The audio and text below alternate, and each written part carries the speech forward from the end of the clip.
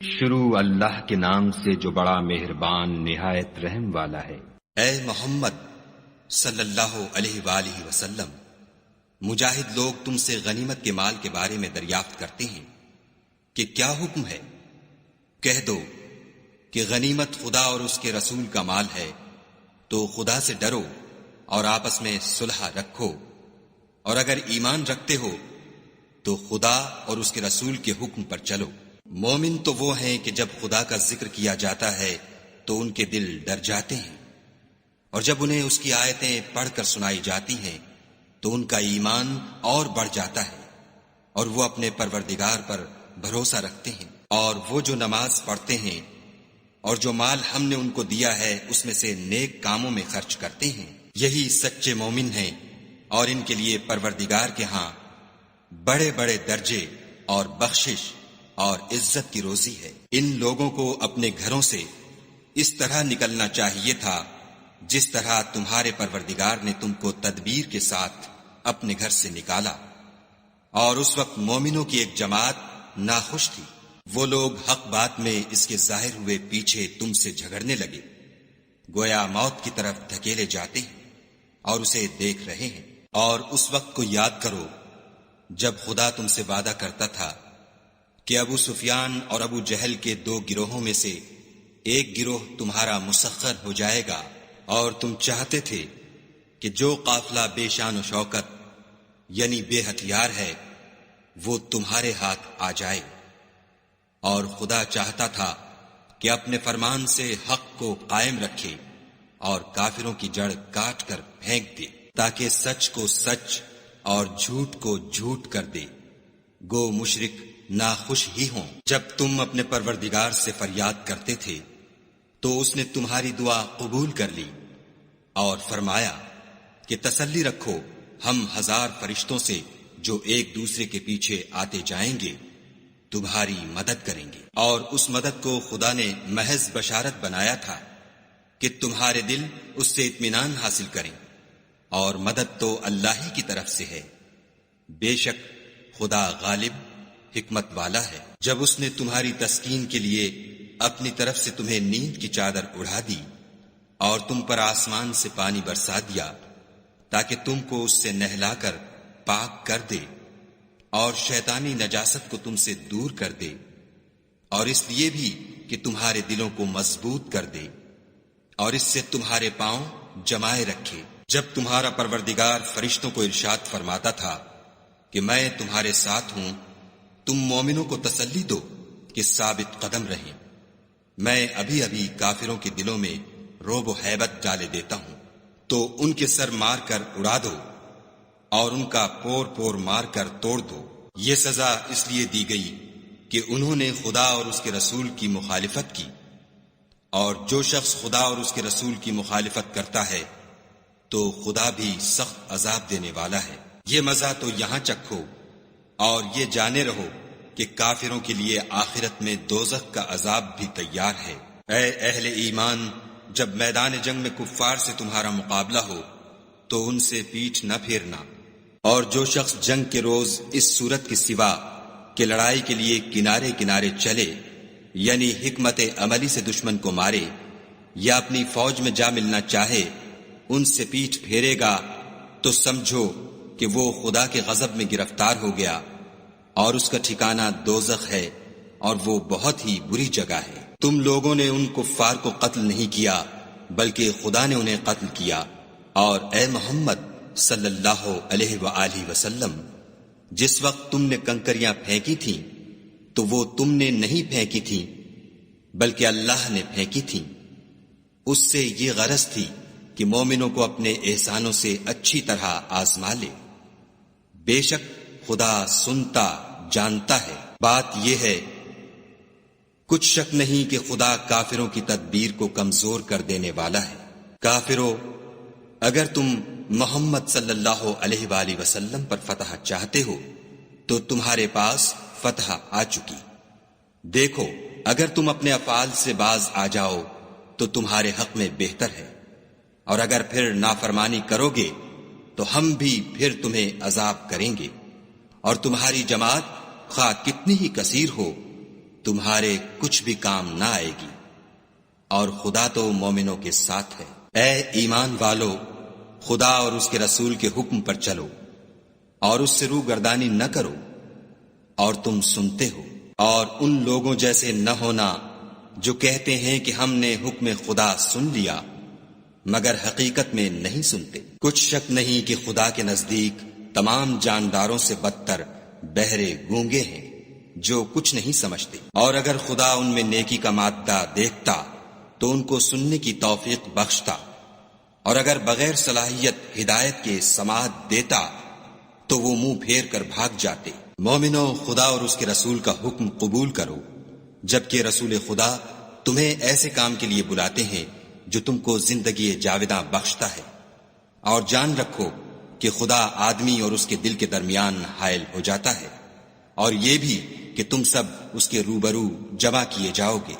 اور اس فتنے سے ڈرو جو خصوصیت کے ساتھ انہی لوگوں پر واقع نہ ہوگا جو تم میں گناہ گار ہیں، اور جان رکھو کہ خدا سخت عذاب دینے والا ہے۔ اور اس وقت کو یاد کرو جب تم زمین مکہ میں قلیل اور ضعیف سمجھے جاتے تھے اور ڈرتے رہتے تھے کہ لوگ تمہیں اڑا نہ لے جائیں، یعنی بے خانما نہ کر دیں، تو اس نے تم کو جگہ دی اور اپنی مدد سے تم کو تقویت بخشی اور پاکیزہ چیزیں کھانے کو دیں تاکہ اس کا شکر کرو۔ اے ایمان والو، نہ تو خدا اور رسول کی امانت میں خیانت کرو اور نہ اپنی امانتوں میں خیانت کرو، اور تم ان باتوں کو جانتے ہو، اور جان رکھو کہ تمہارا مال اور اولاد بڑی آزمائش ہے، اور یہ کہ خدا کے پاس نیکیوں کا بڑا ثواب ہے۔ مومنو، اگر تم خدا سے ڈرو گے تو وہ تمہارے لیے امر فارق پیدا کر دے گا، یعنی تم کو ممتاز کر دے گا اور تمہارے گناہ مٹا دے گا اور تمہیں بخش دے گا، اور خدا بڑے فضل والا ہے۔ اور اے محمد صلی اللہ علیہ وآلہ وسلم، اس وقت کو یاد کرو جب کافر لوگ تمہارے بارے میں چال چل رہے تھے کہ تم کو قید کر دیں یا جان سے مار دیں یا وطن سے نکال دیں، تو ادھر تو وہ چال چل رہے تھے اور ادھر خدا چال چل رہا تھا، اور خدا سب سے بہتر چال چلنے والا ہے۔ اور جب ان کو ہماری آیتیں پڑھ کر سنائی جاتی ہیں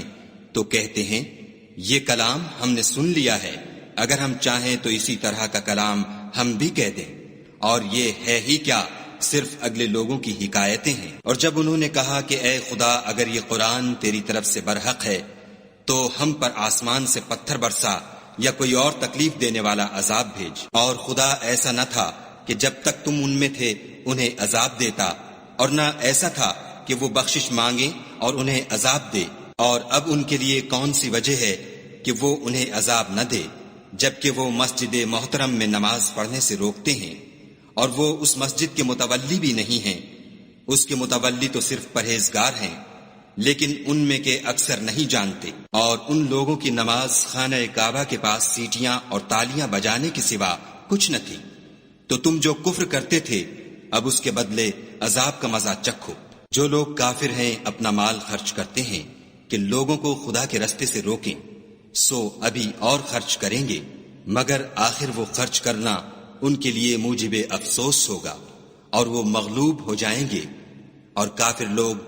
دوزخ کی طرف ہانکے جائیں گے، تاکہ خدا پاک سے ناپاک کو الگ کر دے اور ناپاک کو ایک دوسرے پر رکھ کر ایک ڈھیر بنا دے، پھر اس کو دوزخ میں ڈال دے۔ یہی لوگ خسارہ پانے والے ہیں۔ اے پیغمبر صلی اللہ علیہ وآلہ وسلم، کفار سے کہہ دو کہ اگر وہ اپنے افعال سے باز آ جائیں تو جو ہو چکا وہ انہیں معاف کر دیا جائے گا، اور اگر پھر وہی حرکات کرنے لگیں گے تو اگلے لوگوں کا جو طریق جاری ہو چکا ہے وہی ان کے حق میں برتا جائے گا۔ اور ان لوگوں سے لڑتے رہو یہاں تک کہ فتنہ یعنی کفر کا فساد باقی نہ رہے اور دین سب خدا ہی کا ہو جائے، اور اگر باز آ جائیں تو خدا ان کے کاموں کو دیکھ رہا ہے، اور اگر روگردانی کریں تو جان رکھو کہ خدا تمہارا حمایتی ہے، اور وہ خوب حمایتی اور خوب مددگار ہے۔ اور جان رکھو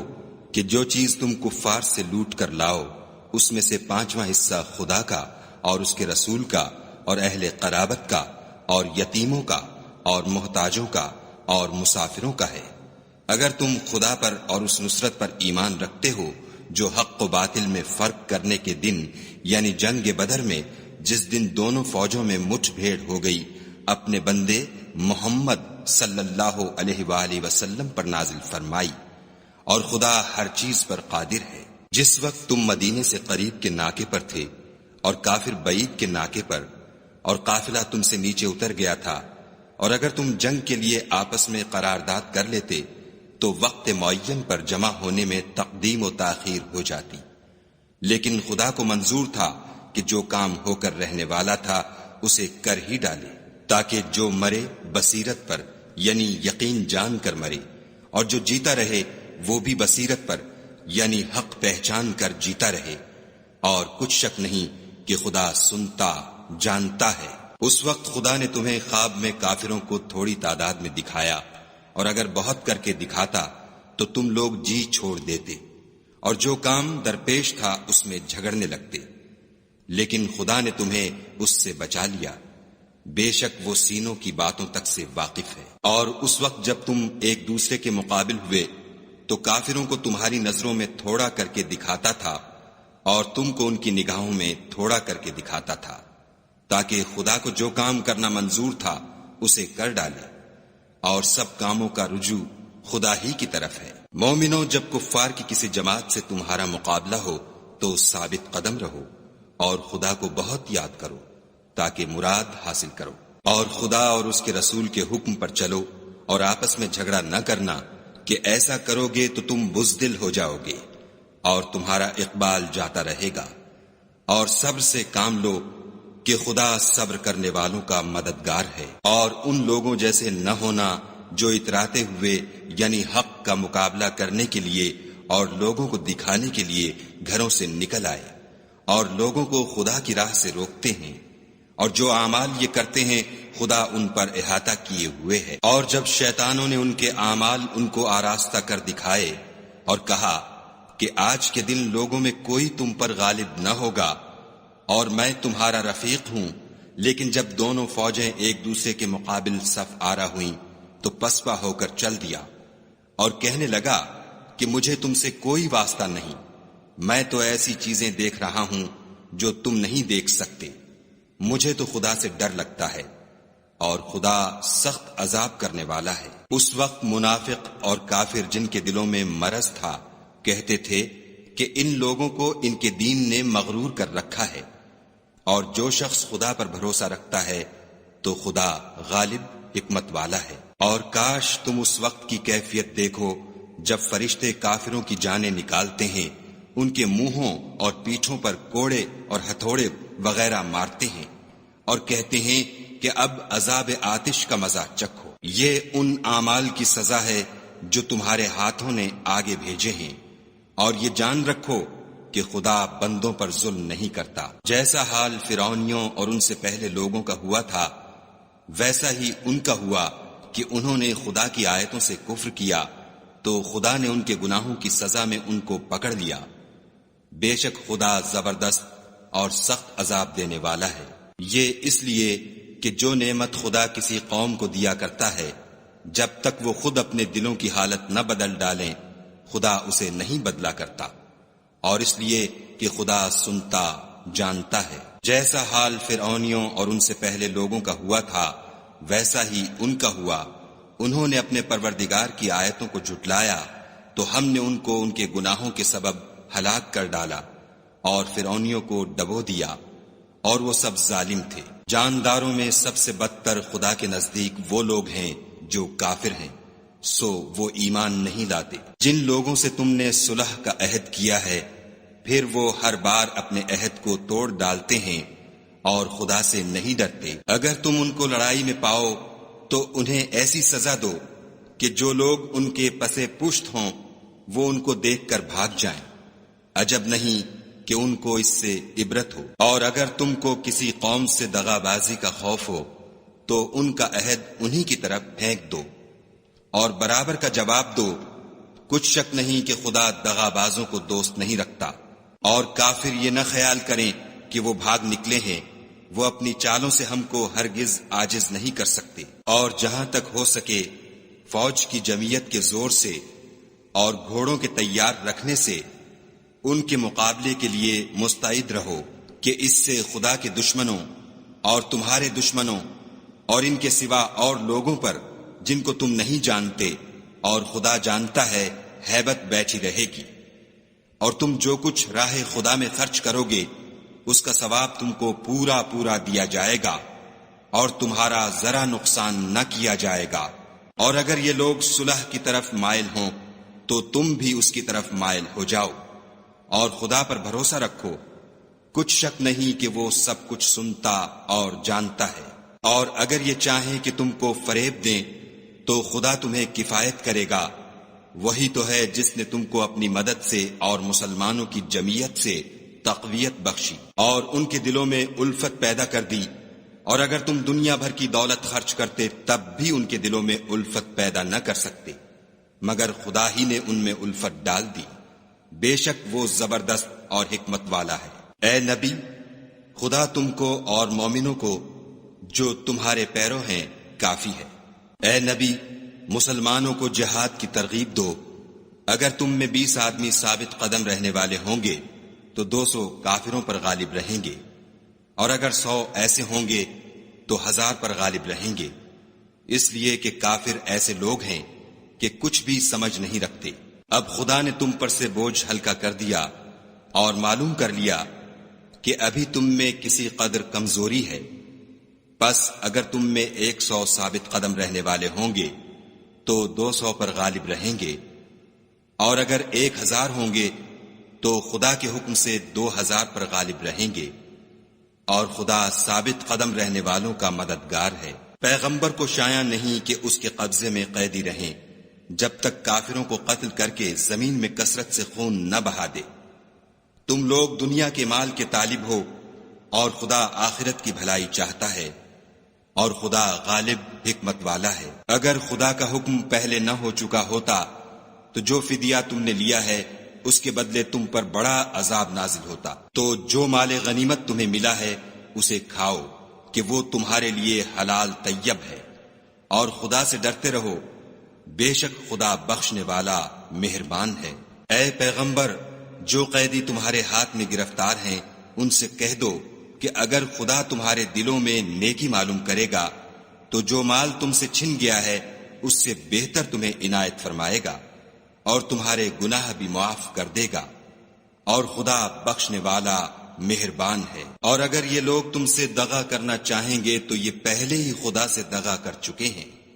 تو اس نے ان کو تمہارے قبضے میں کر دیا، اور خدا دانا حکمت والا ہے۔ جو لوگ ایمان لائے اور وطن سے ہجرت کر گئے اور خدا کی راہ میں اپنے مال اور جان سے لڑے وہ، اور جنہوں نے ہجرت کرنے والوں کو جگہ دی اور ان کی مدد کی وہ،